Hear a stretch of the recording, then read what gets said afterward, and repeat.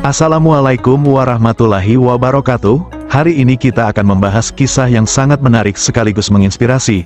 Ribuan warga Papua masuk Islam, sebuah cerita yang penuh hikmah dan menunjukkan betapa Islam mampu menyentuh hati siapa saja, di mana saja. Sebelum kita mulai, jangan lupa tulis sholawat kepada Nabi Muhammad SAW di kolom komentar sebagai bukti cinta kita kepada beliau. Dan pastikan untuk menonton video ini sampai selesai agar tidak gagal paham dengan kisah yang luar biasa ini. Langsung saja, kita masuk ke pembahasannya.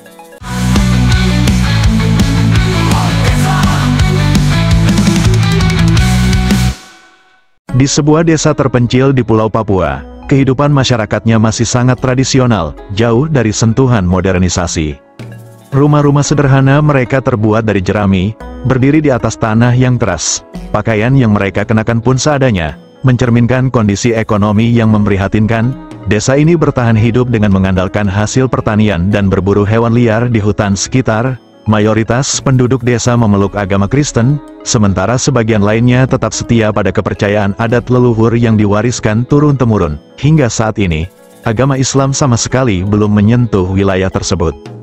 Suatu hari, seorang ustaz bernama Ustaz Fadlan bersama 10 orang muslim lainnya memutuskan untuk mengunjungi desa ini. Mereka mendengar kabar bahwa desa ini belum pernah dijangkau dakwah Islam. Hal itu membuat Ustaz Fadlan merasa terpanggil untuk mengenalkan ajaran Islam kepada masyarakat desa yang masih asing dengan agama ini. Dengan penuh semangat, ia memimpin rombongan kecil itu menyusuri perjalanan panjang yang melelahkan menuju desa terpencil tersebut. Bagi Ustaz Fadlan, misi ini bukan hanya tentang mengenalkan Islam, tetapi juga tentang membawa harapan dan cahaya baru ke tempat yang terpencil dan terlupakan. Perjalanan menuju desa terpencil di Pulau Papua bukanlah hal yang mudah bagi Ustaz Fadlan dan rombongan. Akses yang sulit menjadi tantangan besar yang harus mereka hadapi. Tidak ada jalan beraspal, apalagi jalur untuk kendaraan roda 4. Mereka terpaksa melanjutkan perjalanan dengan menggunakan motor trailer, kendaraan roda 3 yang dirancang untuk medan berat. Dengan membawa peralatan dakwah dan bekal seadanya, 6 motor yang mereka tumpangi mulai menyusuri jalan setapak yang penuh rintangan. Jalan tanah yang mereka lalui berubah-ubah, terkadang becek karena hujan, sehingga roda motor terjebak dalam lumpur tebal. Di beberapa titik lain, debu tebal berterbangan, membuat pandangan menjadi terbatas. Ustaz Fadlan dan timnya harus bekerja sama untuk mendorong motor yang terjebak lumpur atau berhenti sejenak untuk membersihkan mesin yang kotor. Meski perjalanan ini menguras tenaga dan memakan waktu sekitar 3 jam, semangat mereka tidak surut. Dalam hati mereka, tertanam keyakinan kuat bahwa perjuangan ini adalah bagian dari dakwah yang akan mendatangkan pahala besar. Rasa lelah dan peluh yang bercucuran mereka anggap sebagai pengorbanan kecil untuk menyebarkan cahaya Islam di tempat yang belum pernah dijangkau sebelumnya. Ketika akhirnya rombongan tiba di desa tersebut, perasaan lega bercampur haru menyelimuti mereka. Desa itu terhampar di hadapan mereka dengan rumah-rumah jerami sederhana dan pemandangan alam yang asri, namun terpencil. Anak-anak kecil berlarian di antara pepohonan. Sementara para warga memandang rombongan ini dengan penuh rasa ingin tahu. Meski perjalanan berat telah dilewati, misi utama mereka baru saja dimulai. Ketika Ustaz Fadlan dan rombongannya tiba di desa tersebut, mereka langsung disambut dengan tatapan waspada dari para penduduk. Tak lama kemudian, kepala suku yang juga seorang pendeta desa itu keluar untuk menemui mereka. Sosoknya berwibawa, dengan pakaian adat khas Papua, namun sorot matanya memancarkan ketegasan. Tanpa banyak basa-basi, kepala suku itu segera menyatakan penolakannya atas kehadiran Ustaz Fadlan dan rombongan. "Kami tahu maksud kalian datang ke sini," kata kepala suku dengan nada tegas. "Kami tidak butuh agama baru. Desa ini sudah punya kepercayaan yang diwariskan oleh leluhur kami, dan mayoritas di sini adalah umat Kristen. Saya tidak akan membiarkan kalian masuk dan mempengaruhi warga saya." Penolakan itu membuat suasana menjadi tegang. Namun, Ustaz Fadlan tetap tenang. Ia memahami bahwa dakwah tidak selalu berjalan mulus. Dengan penuh kesabaran, ia meminta izin untuk berbicara secara baik-baik. Kepala suku, meski awalnya enggan, akhirnya setuju untuk melakukan diskusi kecil dengan Ustaz Fadlan, namun tetap dengan sikap hati-hati. Dalam diskusi tersebut, Ustaz Fadlan dengan rendah hati menjelaskan bahwa kedatangan mereka bukan untuk memaksa atau mengubah tradisi setempat, melainkan untuk berbagi pesan kebaikan dari agama Islam. Ia juga menekankan bahwa Islam menghormati kepercayaan dan tradisi masyarakat, serta tidak akan merusak adat yang sudah mereka junjung tinggi. Diskusi yang berlangsung selama beberapa jam itu akhirnya mulai mencairkan suasana. Kepala suku, yang awalnya bersikap keras, mulai melunak setelah melihat ketulusan dan sikap hormat Ustaz Fadlan. Dalam hati kecilnya, kepala suku merasakan ada sesuatu yang berbeda dalam cara Ustaz Fadlan berbicara, bukan dengan tekanan, melainkan dengan kelembutan dan kebijaksanaan. Berkat pertolongan Allah dan kesabaran Ustaz Fadlan, akhirnya kepala suku mengizinkan rombongan tersebut untuk masuk ke desa. Meski dengan sejumlah syarat, langkah kecil ini menjadi awal dari perjalanan dakwah yang lebih besar di desa terpencil itu. Setelah mendapatkan izin untuk masuk ke desa, Ustaz Fadlan dan rombongannya memulai dakwah mereka dengan pendekatan yang penuh kebijaksanaan.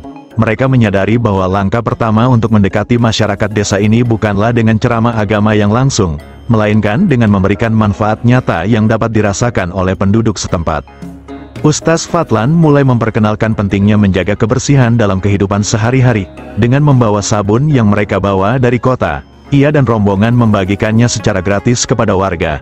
Mereka juga mengajarkan cara mencuci tangan yang benar dan pentingnya mandi menggunakan sabun agar tubuh tetap bersih dan terhindar dari penyakit. Hal yang sederhana ini menjadi sesuatu yang baru bagi warga, dan perlahan mereka mulai memahami pentingnya menjaga kebersihan. Selain itu, salah satu anggota rombongan yang merupakan lulusan sarjana kesehatan, mengadakan pemeriksaan kesehatan gratis untuk masyarakat. Mereka membantu memeriksa kondisi kesehatan warga dan memberikan pengobatan sederhana untuk penyakit-penyakit ringan yang sering diabaikan. Bagi warga yang mengalami gangguan kesehatan serius, mereka memberikan saran untuk mendapatkan penanganan lebih lanjut. Upaya ini membuat warga merasa dihargai dan diperhatikan. Tidak berhenti di sana, Ustaz Fadlan juga membagikan sembako kepada keluarga-keluarga yang kurang mampu. Beras, minyak, dan bahan pokok lainnya dibagikan dengan penuh keramahan, membuat warga semakin terharu. Mereka melihat bahwa kedatangan Ustaz Fadlan dan rombongannya membawa manfaat besar bagi desa mereka. Perlahan tetapi pasti, hati masyarakat desa mulai luluh. Sikap waspada dan keras kepala mereka berubah menjadi rasa penasaran dan hormat terhadap Ustaz Fadlan. Pendekatan yang tulus dan penuh kasih ini membuka jalan bagi dakwah Islam di desa tersebut, di mana masyarakat mulai bersikap lebih lembut dan ramah terhadap Ustaz Fadlan dan rombongannya. Strategi ini bukan hanya membawa perubahan fisik, tetapi juga menanamkan benih-benih kepercayaan yang akan tumbuh menjadi langkah besar bagi perjalanan dakwah selanjutnya. Suasana desa yang gelap dan sunyi malam itu tiba-tiba berubah mencekam oleh suara teriakan yang menggema. Seorang warga dilaporkan kerasukan jin, mengamuk, dan membuat kepanikan di sekitar tempat tinggalnya. Warga yang kebingungan segera memanggil kepala suku, yang juga seorang pendeta, untuk membantu menyembuhkan orang yang kerasukan tersebut.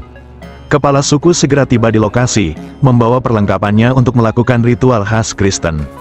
Suara doa dan lantunan mantra terdengar jelas, sementara beberapa warga memegang erat orang yang kerasukan agar tidak melukai dirinya sendiri maupun orang lain. Namun, waktu terus berlalu, hampir 1 jam ritual itu dilakukan, namun hasilnya nihil. Orang yang kerasukan masih berteriak liar dan menimbulkan ketakutan. Kepala suku mulai terlihat lelah dan frustrasi, membuat suasana semakin tegang. Di sisi lain, kabar tentang kejadian ini sampai ke telinga Ustaz Fadlan di kamp tempat ia dan rombongannya beristirahat. Dengan penuh kepedulian, Ustaz Fadlan memutuskan untuk mendatangi lokasi kejadian bersama 3 anggota rombongannya. Malam itu, dengan penerangan seadanya dari lampu minyak, mereka berjalan menuju tempat keramaian, diiringi rasa harap agar dapat membantu situasi tersebut. Setibanya di lokasi, Ustaz Fadlan melihat kepala suku yang tampak putus asa. Sementara orang yang kerasukan semakin liar, Ustaz Fadlan meminta izin kepada kepala suku dan warga untuk mencoba menenangkan orang tersebut dengan cara Islam. Awalnya, warga dan kepala suku ragu, namun karena situasi semakin tidak terkendali, mereka akhirnya mengizinkannya. Dengan tenang, Ustaz Fadlan mendekati orang yang kerasukan dan mulai membacakan ayat-ayat Al-Quran. Suaranya lembut tetapi penuh wibawa, mengisi udara malam yang dingin. Perlahan-lahan, orang yang kerasukan itu mulai tenang, teriakannya mereda, dan tubuhnya yang semula mengamuk menjadi lemas. Warga yang menyaksikan kejadian itu tampak terkejut dan takjub. Dalam waktu yang relatif singkat, orang yang kerasukan itu akhirnya tersadar, kebingungan dengan apa yang baru saja terjadi. Kepala suku yang menyaksikan kejadian itu terlihat terdiam, tidak dapat menyembunyikan rasa heran dan penasaran. Warga yang tadinya skeptis mulai mendekati Ustaz Fadlan dan mengucapkan terima kasih atas bantuannya. Malam itu menjadi momen yang tidak terlupakan bagi penduduk desa, sekaligus membuka pintu hati mereka untuk mengenal lebih jauh tentang Islam. Hari-hari berikutnya, dakwah Ustaz Fadlan dan rombongannya menjadi jauh lebih mudah. Tidak ada lagi pertentangan atau sikap curiga dari masyarakat setempat.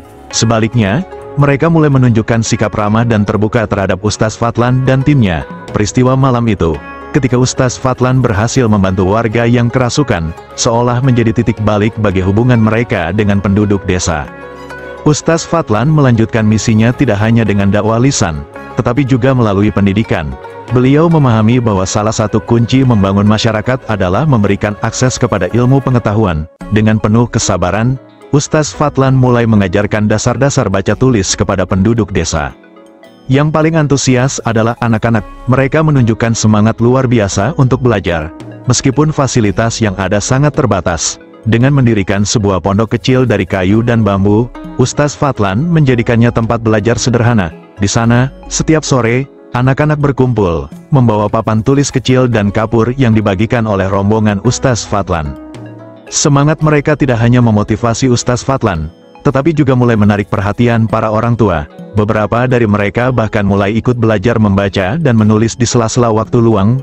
Pondok kecil itu tidak hanya menjadi tempat belajar, tetapi juga menjadi pusat kebersamaan, tempat di mana warga merasa dihargai dan diperhatikan. Dakwah Ustaz Fadlan kini tidak hanya menyentuh hati masyarakat melalui ajaran agama, tetapi juga melalui kontribusi nyata untuk kehidupan mereka. Perlahan tapi pasti, suasana desa yang tadinya penuh tantangan berubah menjadi lingkungan yang penuh harapan dan semangat baru. Tak terasa, sebulan sudah Ustaz Fadlan dan rombongannya tinggal di desa itu. Banyak perubahan yang terjadi, baik dalam sikap masyarakat maupun kondisi desa secara keseluruhan.